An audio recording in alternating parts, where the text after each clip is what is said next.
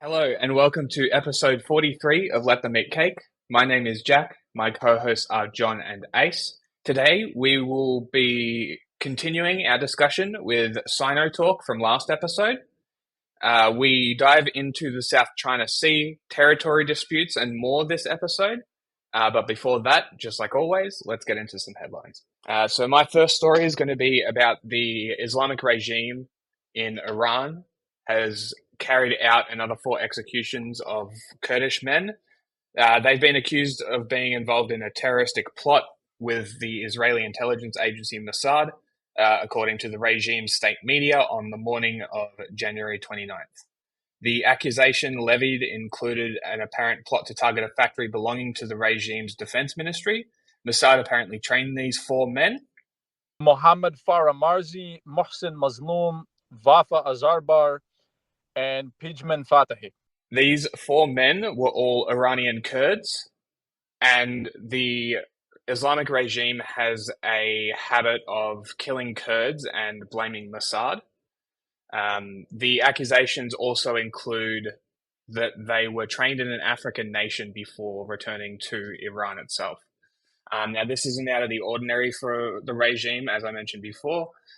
They've also recently carried out the executions of 3 men and 1 woman last month for a similar, if not exactly the same charge, with a number executed this year alone apparently hitting 65, potentially more.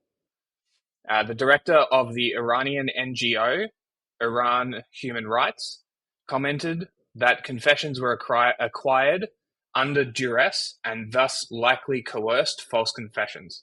Also commenting that the global community should show a practical response to the relentless and daily executions by the Islamic Republic. This is unfortunately just more of the same for people under the Islamic regime, a regime that Amnesty International and other human rights groups claim execute more people than any other nation on earth besides China. There's no point really softening. They're literally slightly more humane Daesh. Yeah. At least they're hanging them and not crucifying them. True. That's how you can end it. That interjection from me. Okay, that'll be work. So for the second story, I'm going to be covering the use of AI to harass women. The first one that I'm going to be covering briefly is the Taylor Swift controversy that went around where AI images were circulated that were made from a Microsoft program that is not meant to simulate nudity in its algorithm, yet they used certain key terms to simulate a sort of nudity and then spread it among Twitter, which is an important point because the next one is also being circulated on Twitter, but also that Twitter can choose to stop these things because they banned searching Taylor Swift, period. So this is just more evidence that Elon Musk is allowing neo-Nazis, anti-Semites, just general pieces of shit, people who apologize for the Assad regime, those sort of people just exist on Twitter, but they can easily ban this in a couple of days. So the second part of this is the polar opposite. The second story is about a new account that popped up on Twitter called Dignify, spelt basically dignify, but the last bit is AI because it's an AI being used to put clothes back on women, which is a funny idea, but then you have to realize that it's still taking the likeness and the image of these women who have chosen to put it up on the internet like this, and then taking their agency from them and projecting your perversions, fetishes, whims, whatever you want to do, however you want to phrase it, projecting them upon these women. And this is as much of an issue as the AI taking clothes off women. So the account was originally shared by a notorious fascist and one of the primary voices in the anti-trans movement, Jack Posobiec, basically unleashing this algorithm onto his 2.4 million followers. So even if you say, oh, it's not harassment, he gave it to 2.4 million people that follow him. So you can imagine what these kind of people are going to do with it. And nobody's going to do anything because they don't care about sex workers to begin with. Well, yeah, You exactly. can And harass them all you want, and people think it's justified always. exactly. And it's like the main thing that I want to get across here is that this remains a violation of privacy, even if the argument is, oh, but we're putting clothes back on them. It doesn't matter. It literally does not matter. They have not given you permission to modify their images. Them posting them, it's still their image. This is, I don't know how this is so hard for people to understand. So it takes the agency away from these women, and it also, and it inserts yet another power dynamic into this equation where people are just trying to get away from those things. So ultimately, the story is about protecting the autonomy and agency of women. If you care about that, then share the story. You know, nobody's picked it up yet because it's literally brand new. There's one article on it. So, you know, this needs to be spoken about. And the U.S. just passed a bill called the Defiance Act that's protecting specifically against AI sexually explicit images. It's tacked onto an existing revenge porn law. Mm-hmm. So there's not really room to insert this into the revenge porn law. But I think if you just change the wording on that law about using like images of somebody's likeness to harass them. Yeah. And that would even classify like people who screenshot your pictures and like use them as like insults is still using your likeness. How do we feel about the guy who goes, this is what you would look like as Black and Asian? It's like a meme page that always responds. I won't even lie. It's kind of funny.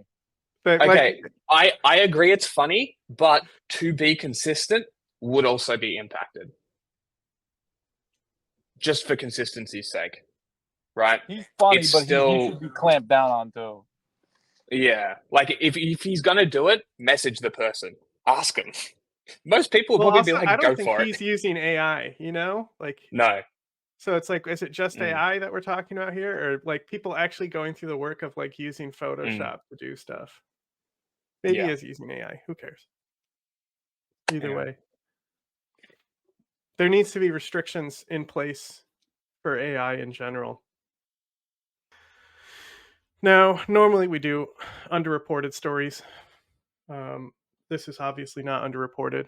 So, as everyone has heard by now, the very well televised American strikes on Iranian proxy targets inside the territories in Iraq and Syria are being conducted. They're ongoing. This is a response to an Iranian proxy group that killed 3 American soldiers and injured about 30 just a few days ago, 5 days ago in late January. The attacks occurred in an area I've coined the Golden Zone, and it's basically this area between the Iraq and Syrian border where strikes happen constantly. I always talk about, people are like, what about bombing Iran? And I'm like, we bomb Iran like once a week. And it's in this golden zone. You never hear about it because nobody cares. Iran doesn't care. The US doesn't care. Nobody reports on it. But recently, they thought it was originally connected to Kataib Hezbollah, not to be confused with Hezbollah in Lebanon. This is originally a Saddam resistance group. They've gained increasingly unpopular. I believe they're the group that you see in the Mosul Netflix movie when they say, we don't like those guys over there. I think that's supposed to be them. But anyway, this is a different group that uses the name Hezbollah who conducted the strikes. They were also called the 12th Brigade, to simplify it, and the U.S. code is HHN. So that's believed to be the group who conducted the strikes. We don't know for sure, but they came out of Syria and they hit American targets in Jordan. If you actually look at a map, we don't normally screen share, but let me pull up a map because it's relevant to where the base was hit. See, this is the Tower 22 right here. It's right on the border. This region right here is what we call the Golden Zone. Literally right here, this road that connects in from Iraq and Syria, that's where all the strikes always happen. So that said, there's no evidence that the group actually knew it was inside Jordan making these attacks. The base is close enough to the border, and that's an interesting part of it as well, which I'll get into a little bit more. But it's a relative free-for-all zone, and basically all parties are aware of this agreement. America really only will respond if soldiers get killed. The only reason that this drone strike was successful on this American base is that an American drone was conducting an operation and returning. So they thought the drone that was incoming, that was on the attack, was that drone returning. So they didn't use their phalanx countermeasure on it, which is a big machine gun that you'll see it shoots a bunch of bullets in the air. You see them on ships a lot. There's a famous video where it targets like a civilian airliner and they're going, no, no. And it's like letting the intrusive thoughts in.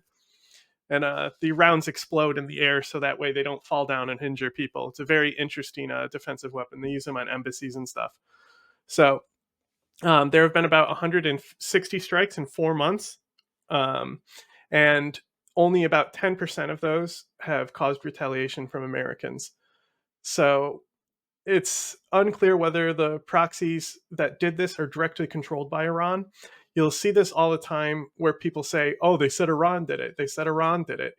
With Hamas, they do it with October 7th. There was, neocons saying we have to go to war with Iran because they're behind October 7th.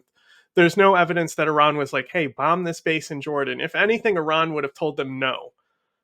This also might have been a retaliation for a strike inside the Golden Zone that killed a Iraqi Hezbollah, Kataib Hezbollah leader. We're not sure, though, because these strikes just happen all the time. Can I just interject here for a second? Yeah, go ahead. On a couple things. So the first thing you mentioned that a lot of people like to directly blame Iran for these things. A thing that's important to note, a lot of the groups we're talking about in these situations have existed before they kind of came under Iranian control, and there's still a level of autonomy in their actions. So a lot of interrupt, this one that supposedly did the strikes started with the Syrian civil war, but that's not really exactly relevant to what Ace is saying at all. Yeah. And so it's kind of, that's one thing. A lot of these groups retain their relative autonomy to kind of do what they want. Things aren't as always connected as people think.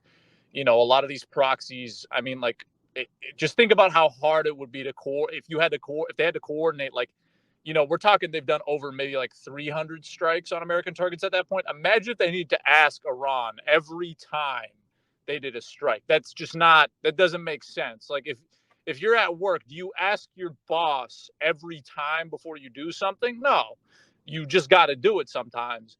And then the other thing I wanted to bring up is this happening in Jordan. Are you getting to that, or do you want? Yeah. Okay. But if you want to add stuff, I'll add on to what you have to say. Yeah, basically, I mean, a lot of people are shocked because Jordan did participate in the retaliation strikes against these groups, and a lot of people found that to be odd. In reality, it is not that odd. They've been doing it for years, but within the last maybe 2 months alone, Jordan has carried out maybe 2 or 3 strikes against drug smuggling groups within Syria, and they carried out these strikes. Granted, they were meant to target drug smuggling groups in Syria, but in reality, they ended up targeting civilians, as happens quite often. But yeah, so this isn't something that's not very shocking for Jordan to be involved in something like that, given they're already doing it. The second aspect of this is a lot of people are worried. Every time something comes up with Iran, people are worried about it possibly escalating. I think people need to realize, and we've talked about this in our stream about the Houthis, is that when it comes down to the U.S. and Iran's proxies, it's really just a tit for tat. Nothing ever seems to escalate beyond a certain point. It's like, you hit me, I hit you, you hit me, I hit you, and that's all that ever really comes out of it. It's never more than that. Yeah, and that's basically what I was going to get into next, is that the underreported and odd part of the story is that Jordan participated in the strikes, only the strikes inside Syria, though, not Iraq. And initially, Jordan even denied that the strikes happened inside their borders, because they're reporting to their own people, right? They told their own people we weren't attacked, because they don't want to seem weak to their own people. So they can also lie to them saying, nah, we didn't bomb them. They might tell them the truth, they might not. But yeah, like Ace said, this whole warmongering that we need to bomb Iran, we need to strike inside Iran. I'm a firm believer that the U.S. does bomb Iran. It's just when they do, it's very covert. Iran doesn't report on it because they don't want to look weak, and the U.S. doesn't report on it because they don't want the fallout from it. But there's reason to believe, not in this series of strikes because there's going to be too many eyes on it, there's reason to believe that a lot of people were criticizing how telegraphed these strikes were, right? Like, why warn them 4 days in advance that we're about to bomb them? Well, maybe these groups are either going to stay in place, right? But another thing is that they're going to start moving around munitions from places we're aware about into more hidden places, and it's like watching the mouse go back to the hole, right? If you just catch one mouse, you're not going to stop the mouse hole. You have to follow the mouse back to the hole. My second story, Ace especially has reported on this, but the coups in West Africa between Mali, Burkina Faso, and Niger, simultaneously, all three televised that they were leaving ECOWAS. ECOWAS is the Economic Community of West African States. It was founded in the 70s to protect democracy and stuff. Lately, it's seen as just an extension of Nigeria's control over West Africa. These three nations, they recently formed like a military protection style, Article 5 style mutual defense pact, which everyone should know that Article 5 is the NATO thing where if somebody gets attacked, they all come to the defense.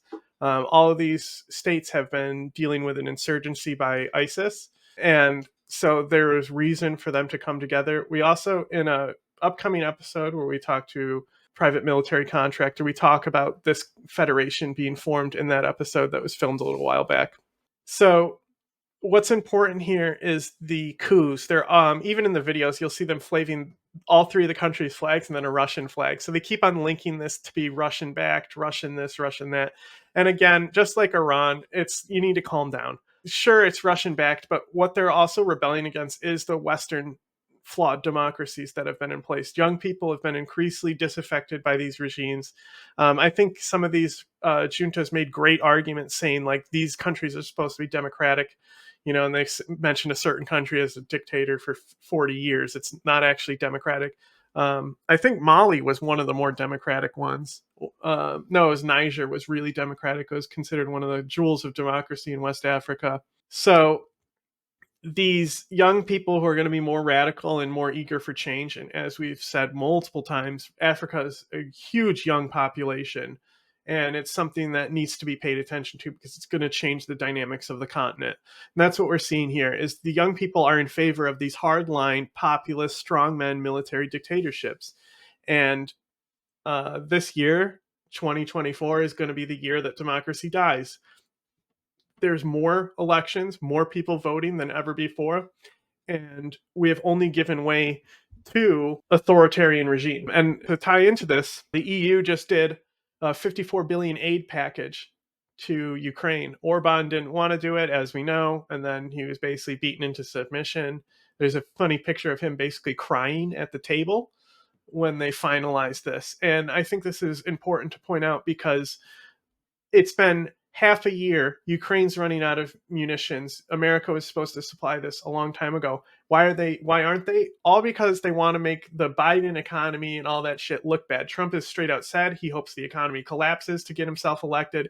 He stopped a border bill because he thinks he'll make himself get elected.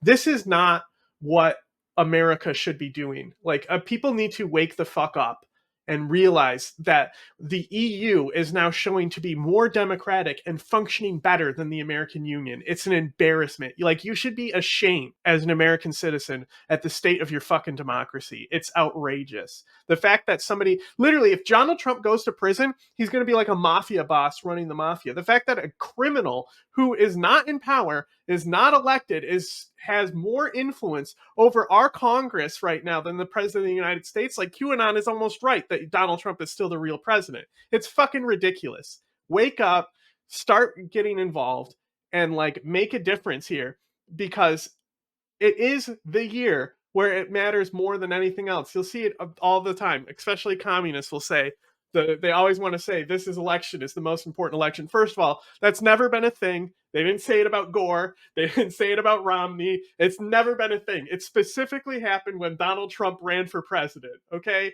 So shut up. Now, on to more democracy. El Salvador is having elections. I think this is very interesting because Bukele, the self-styled world's coolest dictator, is likely going to win. There is not like, as far as I've seen, there's not like super like repression on opposition parties and things like that.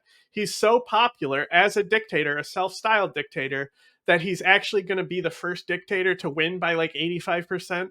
You know, they always pretend to do that. And when you talk to people on the street, they're just talking about how they don't care about the democracy as much as they care for their own safety, because not necessarily the most democratic way or human rights way of cracking down, but he did mass incarcerations. It's not exactly ethical. So we don't know how many people in these incarcerations are innocent and now in with some of the, because El Salvador is notorious for how dangerous the criminals are there. So I guess you could say that's one place where democracy will function, even though it's to keep a dictator in.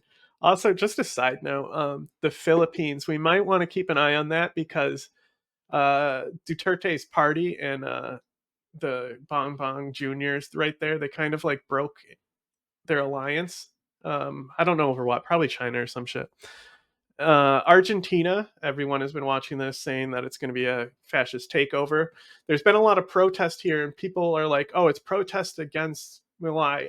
But I want to point out that the omnibus bill that he's passing is still going to the lower house. The lower house did vote for this. It's not just him running the country.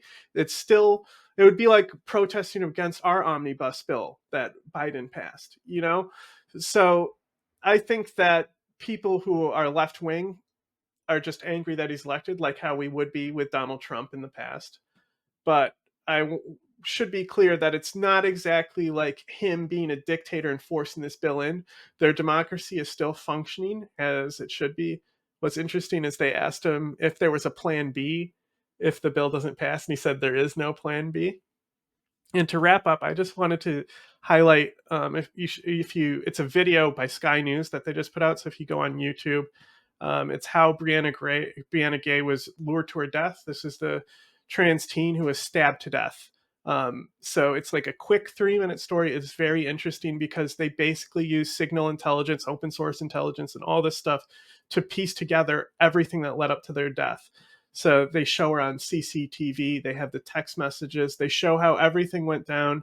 And it's really sad because she's like because she's has anxiety and stuff. She's like on her bus going there to, an hour from her death, texting her mom how she's on the bus alone and she's really nervous. And the mom was like, "You're doing great. Like, good job. Like, you can do it. I believe in you." And like, I just like imagine the mom like looking back at those messages, encouraging her daughter to like be brave and go out. And she ends up getting stabbed, I think, over 20 times with a large hunting knife. And so, I mean, the case is still ongoing, but it's pretty much, as far as evidence goes, they have everything to convict these two kids that killed her. So I think if you care about trans rights and what's going on in the world with trans representation, you should go to Sky News, check out how Brianna Ghey was lured to her death. That's the name of the story. And with that, I'll pass it on to whatever Ace wants to talk about now. Alrighty, on to the Congo. So where the March 23rd movement, or the M23 rebel group, has made significant gains in the area over the last 2 days. The group has seized the villages of Shasa. I'm going to butcher some of these names if I'm being honest, but Shasha, Bueramana, Katuva, and the hill areas of Murmur, and Naginwe, all of which are in the North Kivu province, which we have discussed before. This has caused a large-scale displacement of the population in these areas, and this has cut off the regional capital of Goma from the rest of the DRC. So since there are some other updates I want to get into. That's just what happened over the last 2 days. But since January 23rd, a lot of fighting has taken place between the Congolese military, the M23, and militias affiliated with the Congolese military in the town of Maweso in the North Kivu province. This has led to the killing of 20 civilians, including children, due to bombs and artillery fire. Both the Congolese army and the M23 accuse the other of being responsible for the bombing. Again, we don't really know who did it, but they're going to trade accusations for the time being. Last night, a bomb landed just outside the regional capital of Goma, killing one person. This bomb, while not confirmed, was most likely launched by M23. And then the M23, this has been going on for a while. Obviously, the M23 conflict and the conflict in North Kivu is very old. But if we're talking recently, The M23 have been making significant gains towards the provincial capital of Goma since October. And in the process, they've been basically cutting off Goma from the rest of the DRC. They've finally done it now with the taking of the 3 villages mentioned and the hill areas. So basically, this area is cut off. This is also coming amidst the UN mission in the DRC known as MONUSCO, planning to pull out of the country entirely by the end of 2024, and amidst a highly controversial, contested, shitty, whatever you want to call it, election in the country, which saw Felix Tshisekedi, the current president, retain his seat amidst a lot of protests and a lot of people saying he won it unfairly. And if you want to learn more about the March 23rd movement, M23, whatever you want to call them, you can go back to our episode with Antoine Brimball of Modern Insurgent. But to basically give you a little summary, because I like doing this, is that basically it kind of formed in 2009 when former Tutsi rebel groups known as the National Congress for the Defense of the Peoples integrated the Congolese armed forces.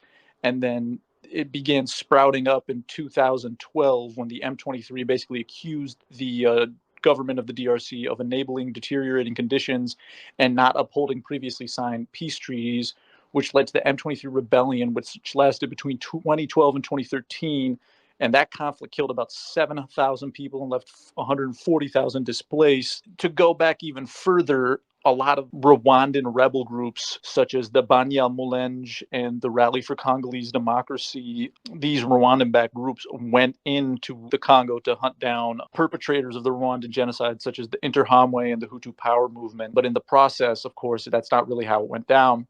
They actually ended up just killing a lot of Hutu civilians. And the M23 themselves are primarily made up of ethnic Tutsi, who were the victims of the 1994 Rwandan genocide. And that is the ethnic group of the current Rwandan president, Paul Kagame. The M23, as far as we know, has been accused of being supported by the current Rwandan government. Rwanda viciously denies this, despite there being a boatload of evidence to suggest that they are, such as photographs, the import-export of cobalt that occurs in Rwanda. It's one of the world's largest suppliers of cobalt, and it does not have a single active cobalt mine. And yeah, that's kind of the little summary of it. If you want to know more, like I said earlier, we do have that episode with Modern Insurgent up where we go into it in more detail. But yeah, that's what's going on there. Do you have any questions, John? Well, I also wanted to comment on quickly about Palestine and how a bunch of countries withdrew aids to the UN organization that was basically in charge of feeding people, because 3 people were linked to October 7th out of like 13,000 or something that work there. I don't, how do you feel about that? I think it's a pretty stupid move. Mm-hmm. Yeah. So Netanyahu agrees, apparently. He asked people not to do it. He said that it's a bad idea. And I think a big part of this has to do with the ICJ ruling. They said that they need to, Israel needs to take charge of making sure aid gets to more people. So now Israel is going to have to pick up the slack of that group being defunded. And it's going to put more pressure and more resources that are going to be taken away from their military campaign and put into this. So, conspiracy theory, maybe some of these countries did it on purpose, because you can't go against Israel because there's a large percentage of the population that's pro-Israel, like in America. It's just bad.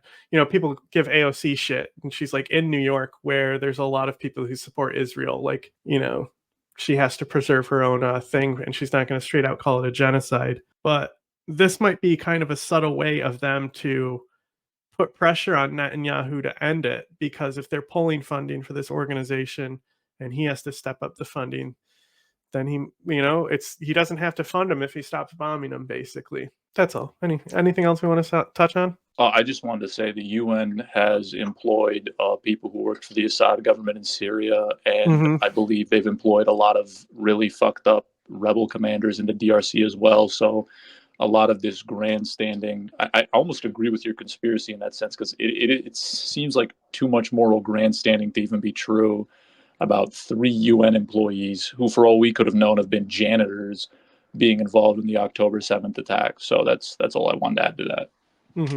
All right. So anyway, here's our Here's our episode with Sino Talk. And this was part 1 of 2. You can go back and watch part 1. 2 of 2. This is the first one that Jack finalized the master editing in. So if you have any issues, make sure to direct them at Jack and not me. I did most of the editing, but he finalized it. Okay.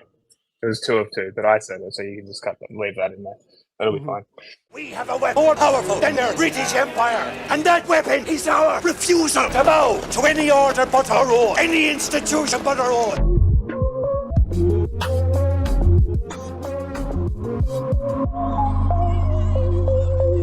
Anyway, since we're talking about the Uyghurs, and I figured if we wanted to talk about Falun Gong, we could connect that with the organ harvesting, because Falun Gong loves to exaggerate and report on the organ harvesting.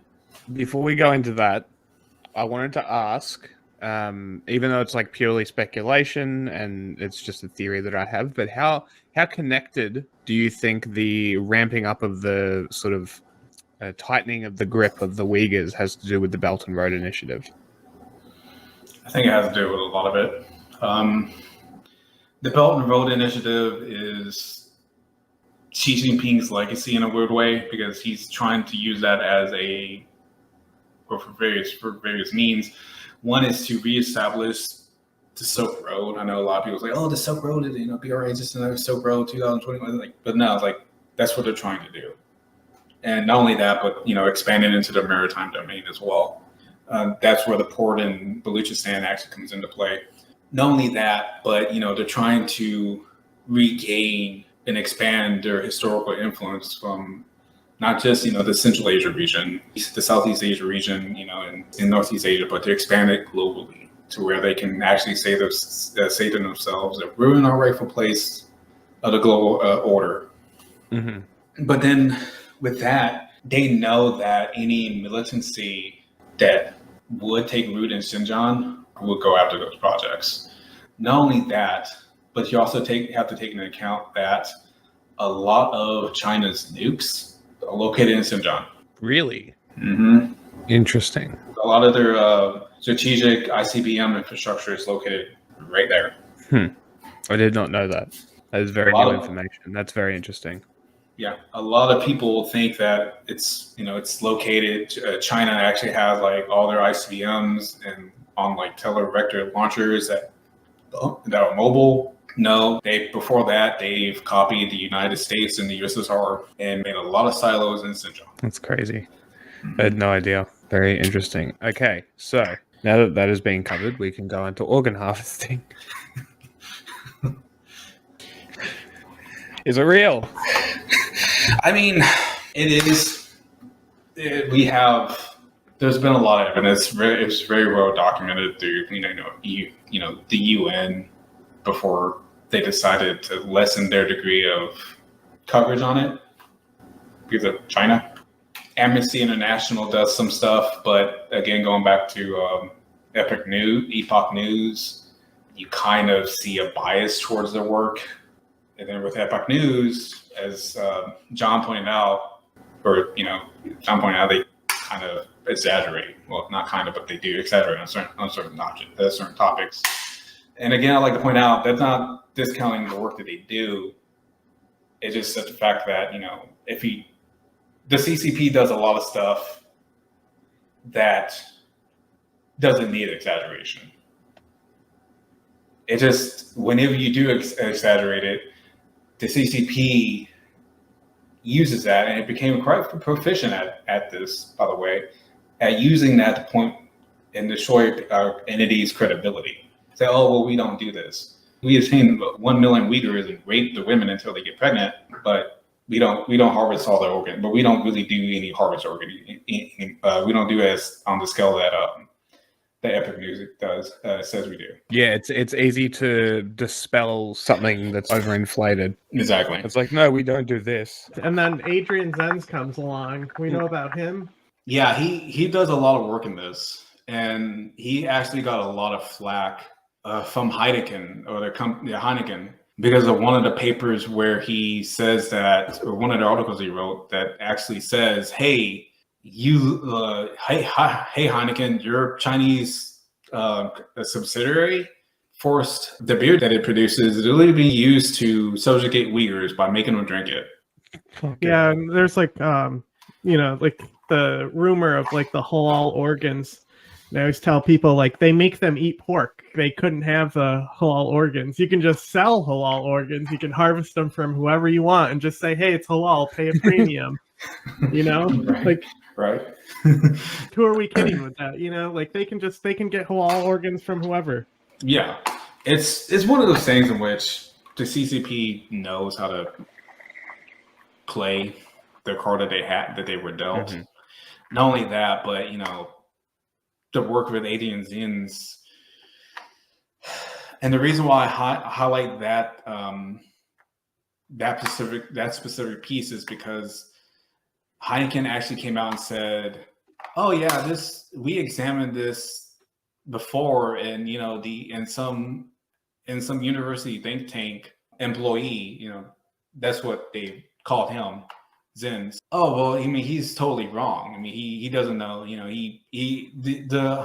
The statement was half disparaging and almost mocking his credibility."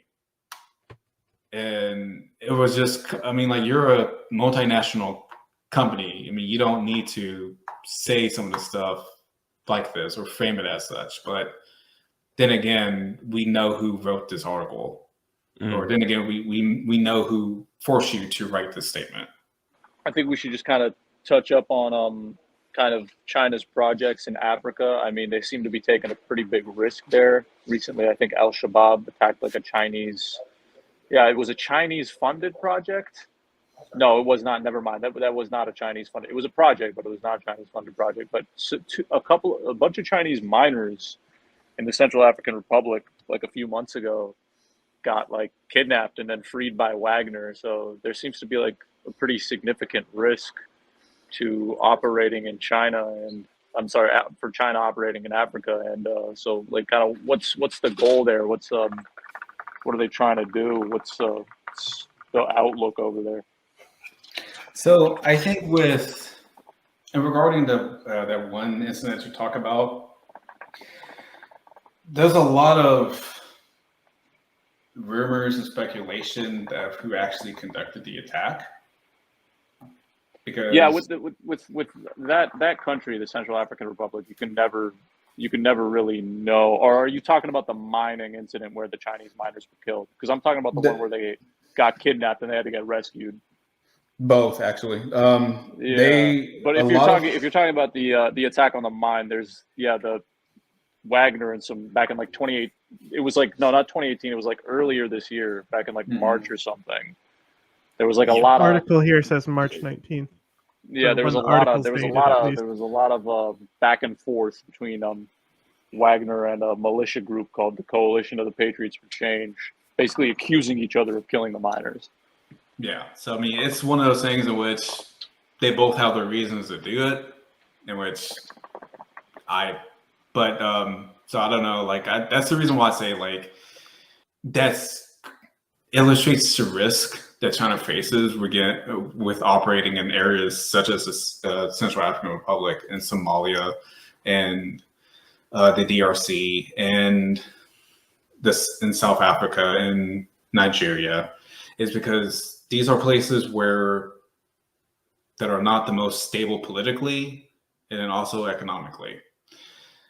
Now, the reason why the Chinese may have felt safe enough to go in to mine in Central African Republic, it was because of Wagner providing security, but at the same time, Wagner by extension, Russia may not have the best interests at heart, just because of the fact that while China and Russia are friends, they still see each other as historical enemies as well. But it illustrates just the sheer amount of risk for them to actually go in and try to develop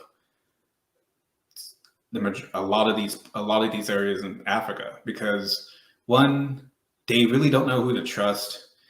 They don't really like to enter domestic politics of the countries that they're friends with or they try to interact with. They say it's an internal problem. We're just here to exploit the minerals. And exploit the population, but mainly the minerals. That's the thing with the BRI projects, is the fact that there's been a lot of documented evidence that the promises that the Chinese companies and the Chinese government made, saying that, oh, we're going to provide your workers with the skill sets to so that one day you can build your own projects, so that you can be weaned off of Chinese or international assistance. That has not ever came to pay. Not one country can say that they benefited in that way under the BRI. Matter of fact, some countries can actually say that it was a negative. That a lot of the people. Go ahead. With Ghana, for example, I know some stories. This is like very anecdotal though, because there's all these people. They were like getting oil. They found oil in Ghana, right? So they gave the contract to a Chinese company, and the Chinese were supposed to build it, but it was supposed to employ people from Ghana, but it didn't. It only employs like Chinese people, and it's actually is what helped contribute to Ghana's recent economic decline. Is these contracts? Yeah, that sounds about right. That's another thing about the BRI, is the fact that they're supposed to provide jobs, but they don't. Well, they're able to provide jobs to the Chinese companies and the Chinese people who want to come to Africa and build out to work there. Local population, oh well, you're not supposed to work here unless you're cleaning toilets or doing other menial work that the Chinese don't want to do. Those are your jobs. And that actually led to a lot of protests. No, I believe in Zambia, Botswana, and I want to say in the Republic of Congo, Brazzaville. I want to say there was some protests in that area as well. Go ahead. Never mind. I thought you said the Democratic Republic of the Congo, but you were right. No,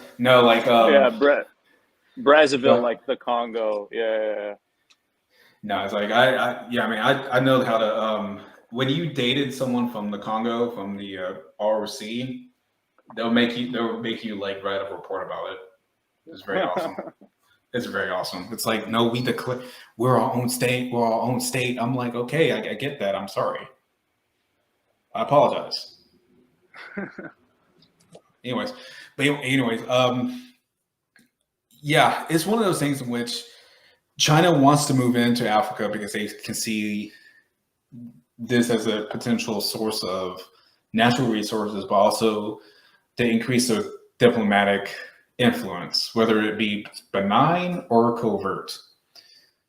And the reason why I say covert is because the African Union building that China built for the organization, a lot of people say that it's just one big spy satellite or a spy bug or a spy device. Okay, we're going to be shifting a bit here, but this is kind of what you write about a lot, and I feel like, what sort of conversation about China isn't complete without this. What's the deal in the Indo-Pacific? I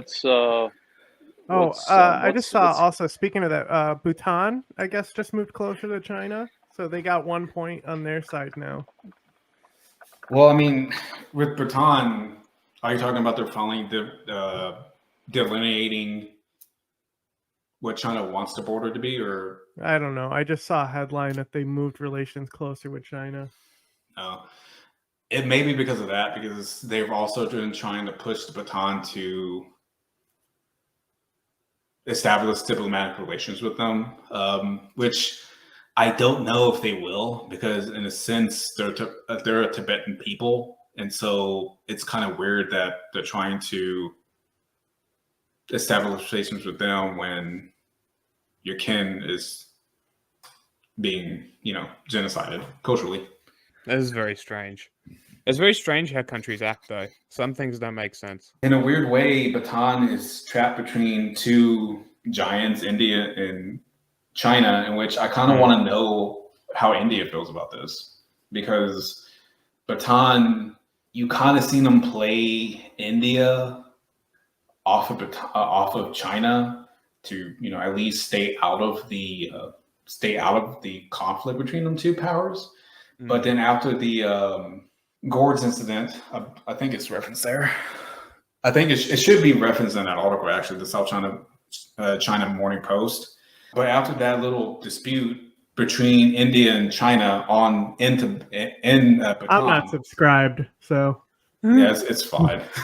But yeah, it's funny because after that incident that happened, you kind of see them being pushed into a corner to where they have to decide whether or not they want to be align more with the Chinese or align with India, in which I think this is their attempt to maybe see what the Chinese will give them, which isn't going to be much.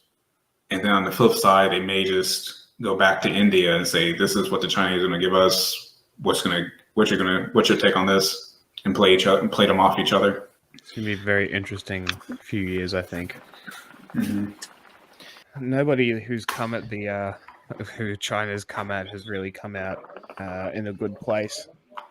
But the generally results in related genocide. to the South China Sea, though, so I wanted to specifically get there. So, for the South China Sea has been heating up lately. The Philippines, especially with the Philippines and China, with the most notable incident, or the most significant one, was them hitting the ramming incident near Second Thomas Shoal. I believe 2 weeks ago. A week ago. They rammed 2 ships, right? Yeah, two ships. They rammed 2 ships. 2 ships each rammed each other. A lot of people were saying, "Well, this is going to escalate tension." I was like, "Not really, guys." And the reason why there does seem to be a lot of just random shit slinging that happens in the South China Sea, and nothing happens. People move on. I feel like I hear about an incident in the South China Sea every 3 months. Exactly. It's true because, this instance, let's take for this, the ramming incident. A lot of people say, oh, we're going to go to war. It's remember the boat? No, we're not. The United States isn't going to go to war with the Philippines over the maritime equivalent of a fender bender. I know this sounds disparaging or you're siding with the Chinese. No, you have to look at it from a non-biased perspective, from a non-biased perspective, showing what each country would gain from doing that. Nothing. No one will gain if we start just shooting people in the face over ramming. Now, that doesn't say that that this wasn't a deliberate act against the Philippines by the Chinese to show Chinese displeasure against the Philippines sending construction supplies to the Second Thomas Shoal. This is what it was. It's at them saying, we told you multiple times not to send construction supplies to the Second Thomas Reef or Second Thomas Shoal. We don't really care if your Marines fall through the rusty hook of this World War II era LST. We do not care. Remove it, and then we'll take over the island. If you do not, we will detain the next step. This was never hinted at, but I'm pretty certain this is the next step, is that they're going to detain the crew. They won't fire warning shots at them, not yet at least. But I can guarantee you that within the next 1 or 2 incidents, one of the Philippine supply vessel, the captains, the crew of whatever Philippine supply vessel that they end up stopping will be detained and sent back to China. I guarantee you. And then that's whenever we can talk about escalating to a fighting war, to an actual shooting war. Because keep going. No, I was going to say, because after that, you're detaining naval or coast guard personnel of a sovereign country. That is proven under international law that in their own territorial waters under international law, not China's BS little historical law that says, oh, we always been here since the Ming or Qing or whatever dynasty. No, the international community uses facts. Get with the program.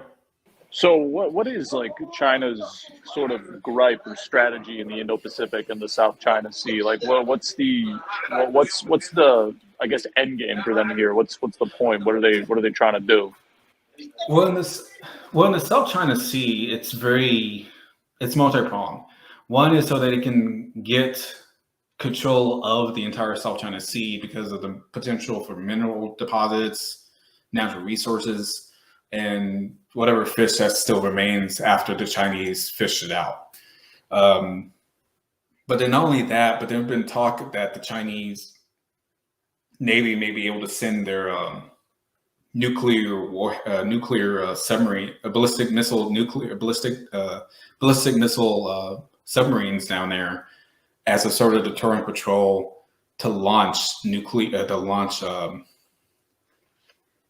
ballistic missiles against, the United States, Russia, etc.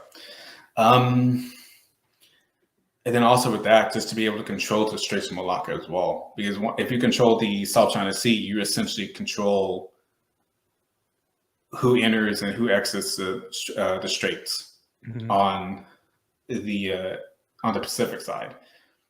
India by default controls who enters on the Indian side. So, but going more widely to the Indo-Pacific, I think their end game is to push the United States back out of the Pacific, but out of the Pacific, and reestablish regional hegemony over the entire area. India could try to fight back, but the Chinese know that the Indians may not put up a fight as long as they're left to their own devices. So that's one of the reasons why some of the strategy they use against the Indian Ocean region differs significantly than the rest. But for them, it's to obtain hegemony over the entire area, with this emphasis of pushing the United States away from, Japan, the Philippines, South Korea, Australia, just to push them away. How far do you think they're willing to go? How far do you think they're willing to go to achieve that? Because that's a pretty lofty goal, if you ask me, but I don't really know much about the region. I think they're willing to use every tool, so to speak, available to them, short of military options or military option. You see them using diplomacy, you see them doing economic and financial, some intelligence, but you don't really see them using the military perspective, at least kinetically. You do see them doing some exercises with various Indo-Pacific countries. The most notable being like Laos and Cambodia and Thailand, and to a lesser extent Indonesia. But the first two, that's a given because they're closely aligned with China, Laos and Cambodia. And then Thailand, they're doing those exercises as a more balancing act between Thailand and the United States. But with Indonesia, they're beginning to implement that strategy as well, so that they can hopefully balance between the two countries, but with a more emphasis of siding with the United States and reluctantly Australia. So the first one is obviously something that's kind of been on the radar lately, but hasn't really been in the news. Shocker is a lot of rebel groups in Myanmar are making really big advances on the military junta there. And as far as we know, pretty much one of the only states that's given any sort of time or support to the military junta in Myanmar which appears to be like kind of decaying, is China. So what does China stand to gain from supporting junta in Myanmar that's been, I guess you could say, shown to be kind of weak as of late? And what's kind of the MO there? Is it just like an old alliance that's kind of still there, or what's the deal? It's more of they'll be able to maintain their holdings, be able to maintain the pipeline they have there, and then also some of the economic initiatives that they have, like the seaport that they built in southern Myanmar. But for the Chinese, they also see Myanmar as a potential ally, even if the Myanmarese government doesn't see the way, or the junta don't see that, because the junta is very nationalistic. They don't really like receiving overt help, or like even having like state visits by China, by various troops. They don't like it because their whole thing is that we're protecting Myanmar's sovereignty against foreign invaders, like the British. But for them, they really don't want to be seen as close with China, though. You kind of get that feeling. Because one, they fought the Chinese before, the Republic of China. They fought them before. Now, in fact, one of the earliest insurgencies was a Chinese division, Republican division, that left China, that retreated out of China into Myanmar and fought the Burmese government to a standstill for how many years? Decades, actually, until they were withdrawn to Thailand. And I guess the last question is, and this is, the $1 million question, so it might be a little bit silly, but I mean, how likely is China to invade Taiwan within the next however many years? Is it a sure thing, or is it? It's I mean, I know that a lot of people, you'll probably receive a lot of criticism. You and I, this podcast, and myself, because of what I say. They don't really have the capability to conduct a logistical operation. They conduct the operation logistically, but then also see to command and control aspect. See, right? This that's our consensus from the record. They can't. How much? And then plus with the United States deterrence that has already been in place, and like we were laughing just to wrap up here with the stuff going on in the Middle East right now. It's just like it's like maybe it was the meme with Walter White screaming in the back of the van, and it's like China hawks realizing CENTCOM is going to be the priority for the DoD for the rest of time. Yeah, I mean, it's one of those things in which I don't really see the Chinese considering potential for CENTCOM becoming the main effort again, just because of the fact they also see what happened, the lead up to the build up. Like, we literally sent over entire squadrons of F-15s and F-16s. We literally got a aircraft carrier group up and started from Virginia, Hampton Roads, sent it all the way to the Eastern Mediterranean in, I want to say, 10 days. We have more firepower in the Eastern Mediterranean than the entire region had beforehand. If we wanted to, we can go in and conquer the region. But I use that extreme Belarus example just to prove to people that China sees that as well, and they realize that if the United States can do that in 10 days. What's going to stop them from doing that if we were to try something with Taiwan or the Philippines, when they have like close to 80,000 troops stationed in Japan, South Korea, and Australia? And a lot of people don't realize that, is that the Chinese understand that. And I think it's actually white. I think the numbers in the six figures. I wouldn't be too surprised I wouldn't be too surprised. But yeah, I mean, it's one of those things in which China sees that and they understand it. No matter how many times they can say, like, how many people can say, oh, well, they're going to use, the Chinese are going to use this as a way to, do something in Taiwan, to do something over there. And I'm like, you do realize we have like two other carriers in the Asia Pacific right now, right? Like one is in the South China Sea. One was in the South China Sea when the ramming incident occurred. And that's the reason why I want to say also the fact that the Chinese kind of didn't really do anything, or like they lessened their reaction, was because of the carrier group that was there as well as them like sending a message to the Philippines, as I mentioned earlier. I think that's the reason why they also like lessened their response. They responded to they framed the ramming incident like that. All right, let's talk about China's ethno-nationalism and how it builds into this wartime strategy. So you're talking about how China's, Han culture could be used to, play. Well, it's kind of interesting because Peter Han, he kind of hinted at this, and the fact that, but he used it as more of a why the Chinese Communist Party would say, or at least the why China would, still believe in the Chinese Communist Party, CCP. Mm-hmm.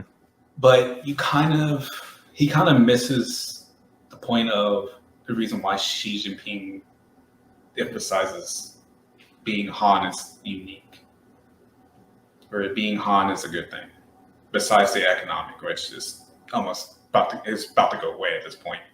Mm-hmm.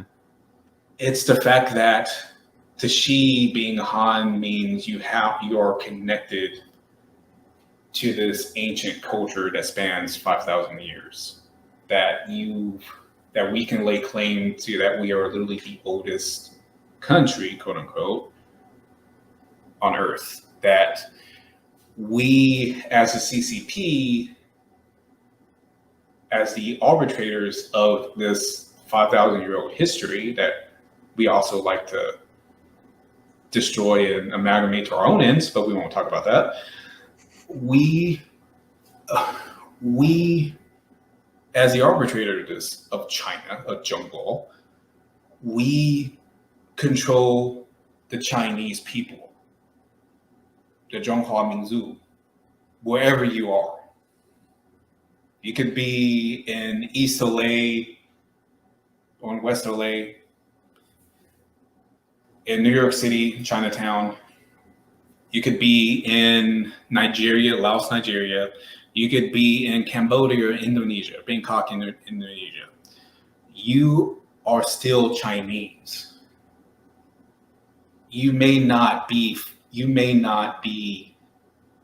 Chinese by a national standard, i.e. Chinese by birth, holding a Chinese passport, but you are Zhongguo Minzu, meaning you are a ethnic Chinese. Mm-hmm. And we are the arbitrators of that. We are the protectors of that. And it's very interesting because you kind of see them playing it up. And you do see some pushback against that, especially in April, the Singaporean parliament actually said, they usually speak in Chinese. One of the languages that they use is Chinese, because Singapore has a big, I want to say Chinese is the biggest population in Singapore. Mm-hmm. But they spoke in Chinese and made a point to say, we are Chinese people. They used, I forgot the word that they used, but they didn't use the word for Chinese people as in they're from China. They're using it more as, we're just Chinese guys. You don't control us. And so it was very interesting to hear that, to hear and see those characters used. But then on the flip side of that, and it kind of has a lot of merit to this, is the fact you kind of see the CCP using a lot of language that the Qing dynasty, the last dynasty of China, used to, in its final days, to control the Chinese diaspora. So it's very interesting to see the similar language that come out from those two drastically different entities. That is very interesting. Mm-hmm. Yeah, it's a very interesting situation, because it's the thing that really gets me is that whole Peking man thing. It reeks of that sort of Nazism thing. You know, Mhm. I really worries me. No, I mean, it's one of those things in which a lot of people, and I will say this as someone who traveled throughout China and interacted with a lot of Chinese, you kind of get the feeling of how traveling through Japan in the 1930s what felt like Mm-hmm. from a Westerner perspective. Because, What do you mean by that? well, because you kind of felt in certain places, you could feel the nationalist and hear some of the nationalist rhetoric coming out. Like in Qingdao, I heard it a lot, especially around areas like the Chinese Navy Museum, the place within that was near the naval base that they have down there, the major one, not the submarine one, not where they keep the attack subs, but where they keep the surface ships. I heard that a lot from that area just walking by, and I didn't even know until someone told me, until one of the professors told me 2 days later while we were walking by. And you heard all this nationalist rhetoric, this semi-racist rhetoric.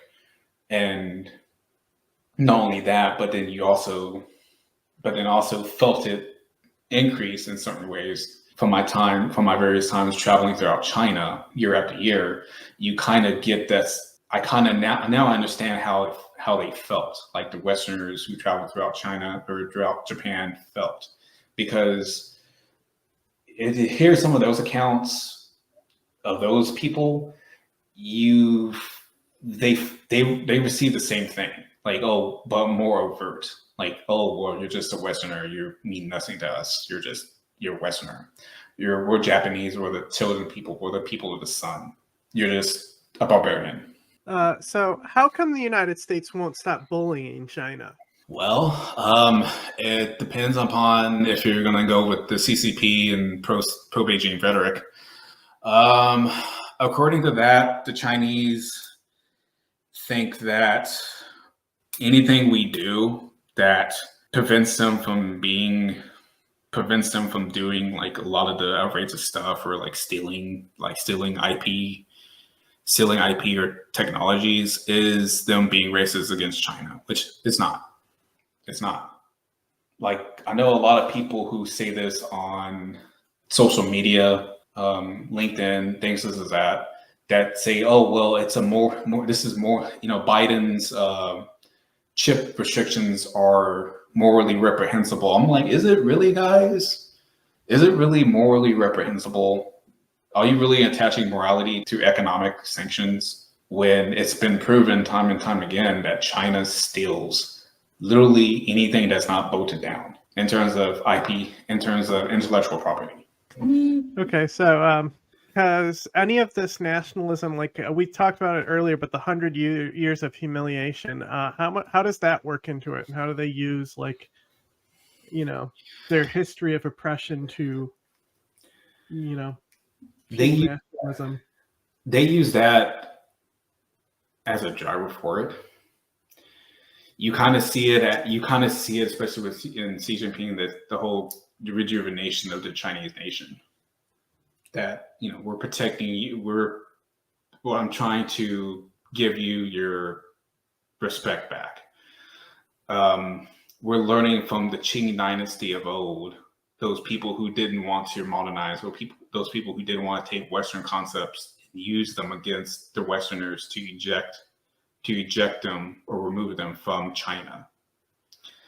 And that's where a lot of the movement for the IP theft, for the 1,000 Talents Initiative, for the Made in China by 2025 kind of stems from, because they understand, the CCP understands that they need the technology to, one, improve upon theirs, but then also make sure that they are either at the same level of the West, or more benefit, or better, move past that.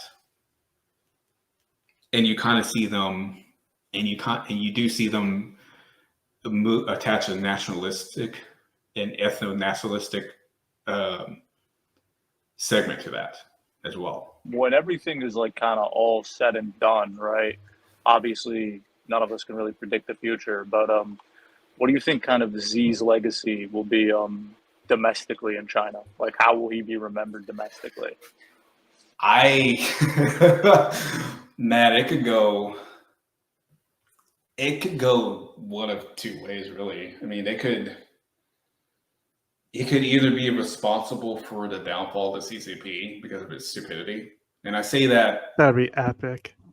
it would be, it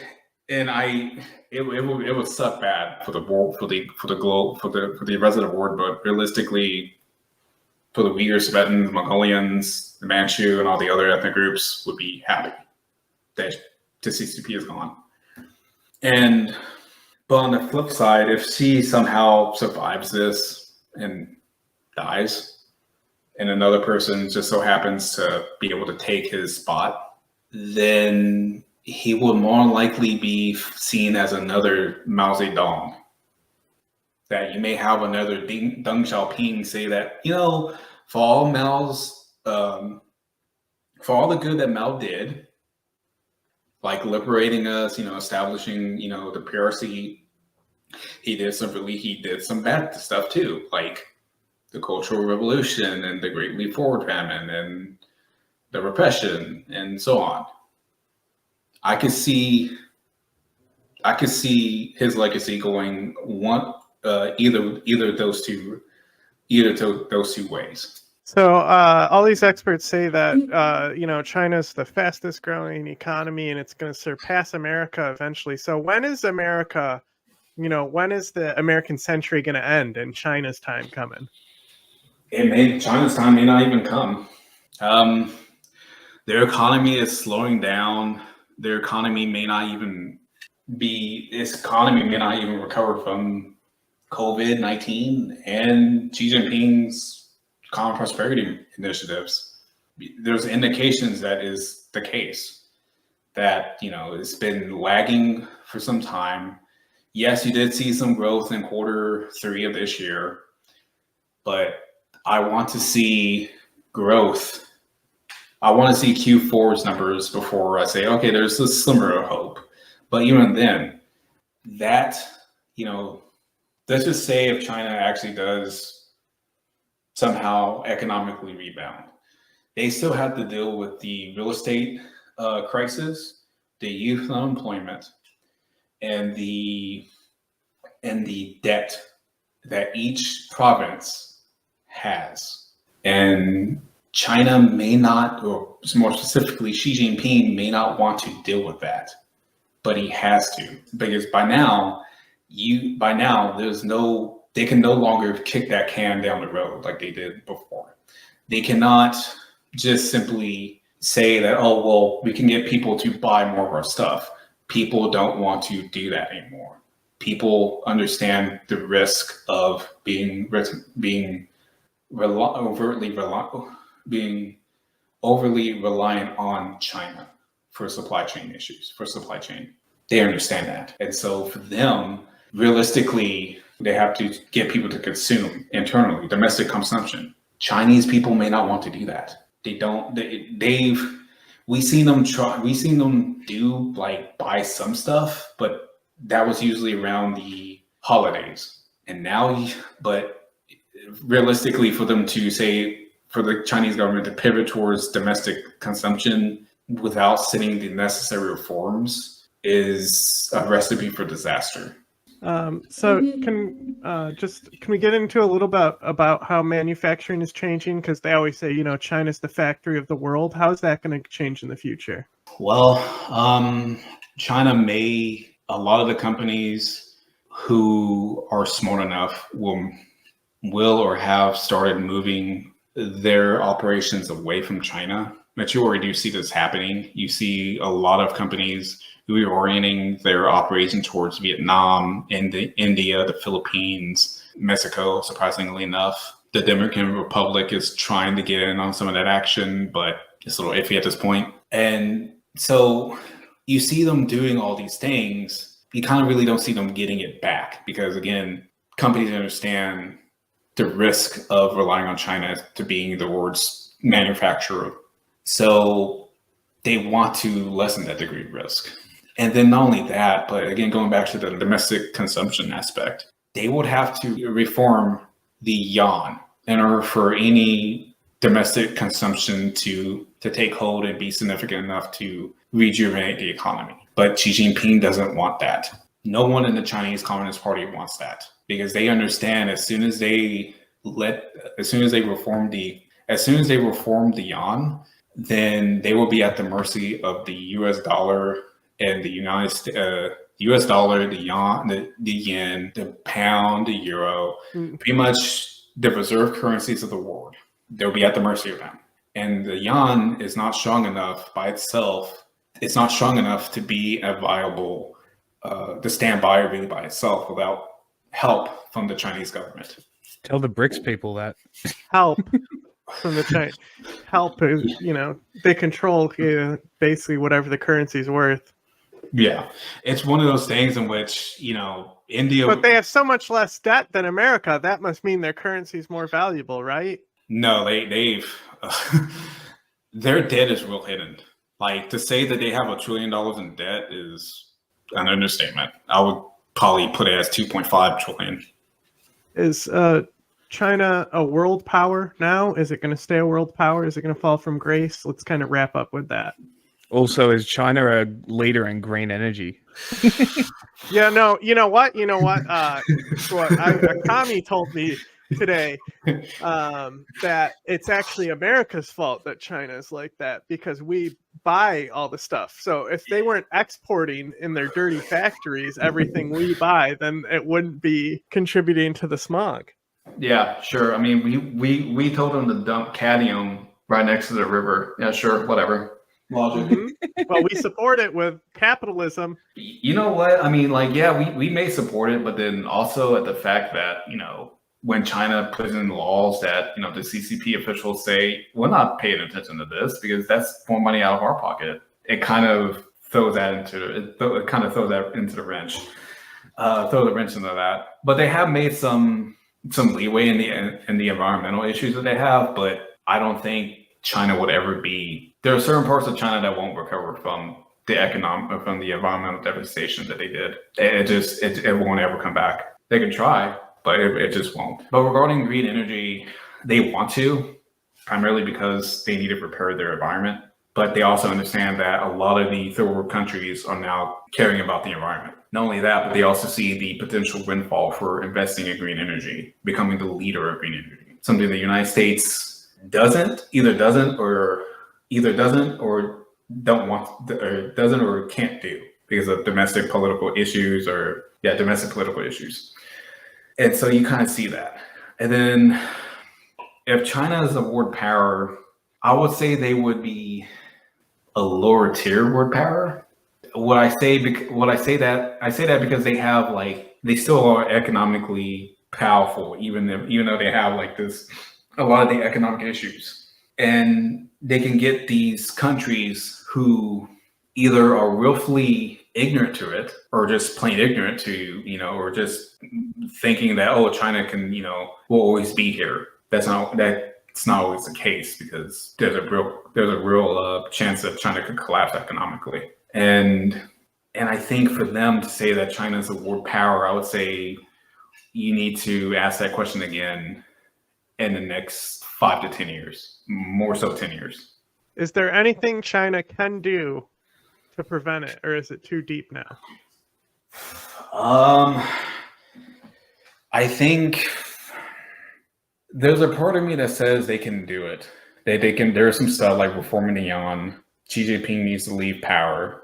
They need to redevelop they need a total reset of their diplomacy to make friends instead of treating people as lesser forms of humanity, or at least think of them as lesser people or subjects. But realistically, those three will not occur because they don't benefit the CCP in any way. And more importantly, Xi Jinping. And how will the Western communists cope with this when China collapses, if it collapses? They'll cry.